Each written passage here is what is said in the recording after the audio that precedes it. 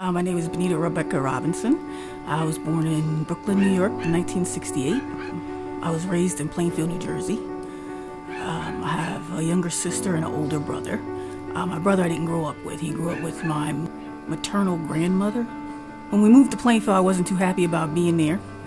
I stayed there. That's where I grew up. Went to school there. Went to Catholic school, to high school. Left there. Worked at the post office about a year. After that, I went to little various jobs. I was at the VA for a little bit. And then I got a job dispatching in Plainfield. We stayed there. Wound up dispatching in Plainfield for about just under 2 years, I think it was. And I had applied to be a police officer, and they called me one day and asked me if I wanted to go to the academy. They didn't even just come in and, give me a letter or anything. They just called me on the phone. You want to go? Okay. So I went. Academy was fun. That was great. We had an instructor. It was a lot like the military, so it was a lot of fun. I got picked on. Picking on was fun, too. Left there and went to work. Stayed at that job for 17 years. I loved that job. That was a great job. 1992. I don't know how old it was. 1992. That's when I got diagnosed with the sarcoidosis. And sarcoidosis is an autoimmune disease that attacks your major organs. It could be your brain, your lungs, your heart, But it usually attacks more than one place. For me, it's my lungs, my skin, and my eyes. So I first started off, I had to put steroid drops in my eyes so I couldn't see nothing. Everything was very, very blurry. I used to drive around and sometimes I get the vertigo where the ground would be up here. That was how I figured out something was wrong. I should go to the doctor. So I had asthma from when I was a kid, and I never had any regular breathing. So I was like, okay. I said, yeah, it's really bad, blah, blah, blah. Yeah, okay. I just ignored him. And to be honest, it was pretty much fine. I had to take a lot of prednisone and steroids and stuff. But it was pretty much fine up until about 2004.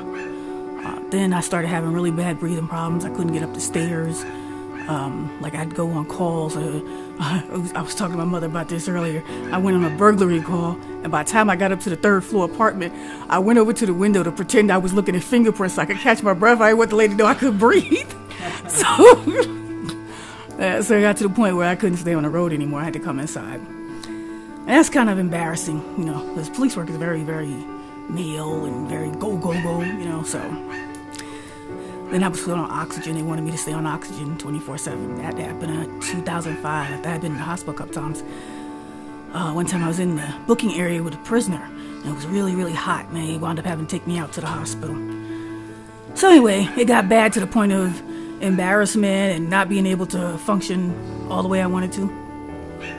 So I finally put in my papers for retirement. I took my disability retirement in 2006. First year, I just did nothing but travel around. Ate, went out with my friends, did nothing.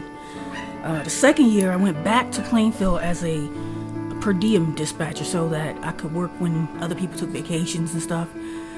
And that just depressed me. So I was basically sitting around being depressed and moping and drinking a lot. And my sister called me from down here because she was here in Georgia and said that they were hiring at Georgia State University for dispatchers. So I said, well, okay, I'll apply. So I applied and I drove down here, and I'm like, I'm on oxygen. I'm going to carry around this tank, blah, blah, blah, blah, blah. And they said, that's okay, blah, blah, blah. Really? Oh, okay. I packed up a U-Haul and came on down. Driving on the highway, the oxygen runs out. We're in the middle of the highway. I'm standing outside the car using my inhaler and telling my mother to call 911. So we're in North Carolina. The ambulance comes. We go to the hospital. So, I'm fine. I'm up, walking around. I think I'm okay. The doctor says, okay, we're going to let you go home as soon as we get the x-rays back. Okay, great. Comes back in. Okay, you need to lay down. Lay down? For what? You need a chest tube. What? Yeah, your lung collapsed. So they shoved the first chest tube in me. That worked out. Stayed in the hospital about 12 days, I think. So I had the chest tube in. The thing actually fell out while I was there. So we tried to see if I would be able to be okay with it, because basically they're just waiting for your lung to reinflate. Didn't work. Lung collapsed again. So they sent me to Duke. So Duke, I'm there. Basically the same thing. We take out the tube to see if it's going to stay up. Doesn't work.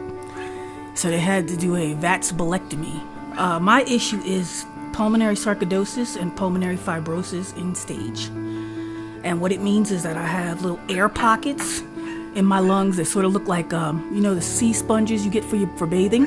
That's what my lungs look like. So I stayed in the hospital for like 3 days. They said it is healing on its own. You can go home. You should be all right. Okay. That was the 6th. The 9th, collapsed again.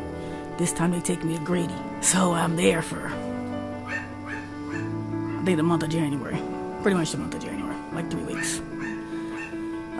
They had to take that chest tube out and put another one in while I was there. Leave there.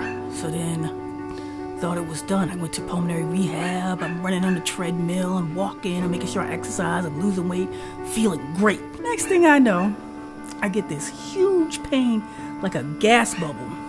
My left side now. Most of the other collapses were in my right.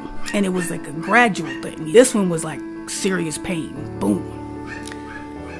About a minute and a half later, it was like somebody sucked the air out of me. So this was the first time that I had ever had one where my oxygen level dropped, which they told me about later. Oh yeah, they had to do another vasculectomy. So now I had little pieces cut out on both sides. During the interim between those two, you have to go through all this testing to see if you're eligible for a lung transplant. So during the interim of January to June, I went and did the testing. They put me on the list.